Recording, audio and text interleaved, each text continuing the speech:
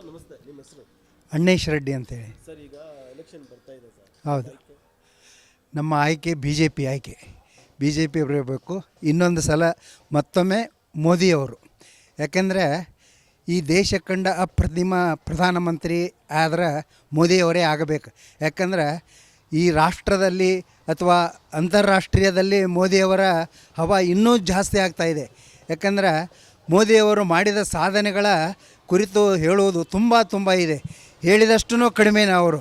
ಯಾಕಂದ್ರೆ ಸುಮಾರು ಪ್ರಧಾನಮಂತ್ರಿಗಳಲ್ಲಿ ಮೋದಿಯವರು ಮಾಡಿದಂಥ ಸಾಧನೆಗಳನ್ನು ಯಾವ ಪ್ರಧಾನಿಯೂ ಮಾಡಿಲ್ಲ, ಇಲ್ಲಿಯವರೆಗೆ ಮಾಡಿಲ್ಲ. ಈಗ ಫಾರ್ ಎಕ್ಸಾಂಪಲ್ ತಮಗೆ ಹೇಳೋದಾದರೆ 370 ಆರ್ಟಿಕಲ್ ಅಬ್ರೋಗೇಷನ್ ಮಾಡೋದಾಗಲಿ, ರಾಮ ಮಂದಿರ ಆಗಲಿ, ಆಮೇಲೆ ನೆಕ್ಸ್ಟ್ ಇದು ರೈತರ ಬಗ್ಗೆ ಆಗಲಿ ತುಂಬ ಕಳಕಳಿಯನ್ನು ಹೊಂದಿದ್ದಾರೆ ಮೋದಿಯವರು.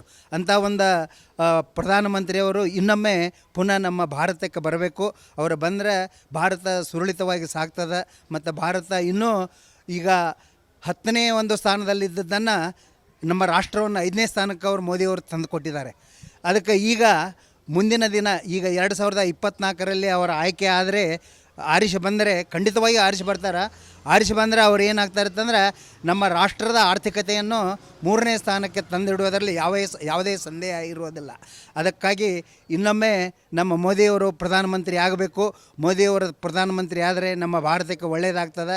ಭಾರತದ ಜನರು 140 ಕೋಟಿ ಜನಸಂಖ್ಯೆ ತುಂಬ ಒಳ್ಳೆಯತನದಿಂದ ಬದುಕ್ತದೆ ಅಂತ ಹೇಳಿಕೆಸಿಂದ ನಾನು ಆಸೆ ಪಡ್ತೀನಿ. ಏನಾದರೂ ರಾಹುಲ್ ಗಾಂಧಿ ಪ್ರಧಾನಮಂತ್ರಿ ಆದರೆ ನಿಮ್ಮ ಅಭಿಪ್ರಾಯ ಏನಿದೆ? ರಾಹುಲ್ ಗಾಂಧಿ ಅವನು ಅಷ್ಟೊಂದು ಬಚ್ಚ ಇದ್ದಂಗೆ ಆ ಮನುಷ್ಯ. ಅವನಲ್ಲಿ ದೇಶ ಪ್ರೇಮ ಅನ್ನೋದಿಲ್ಲ.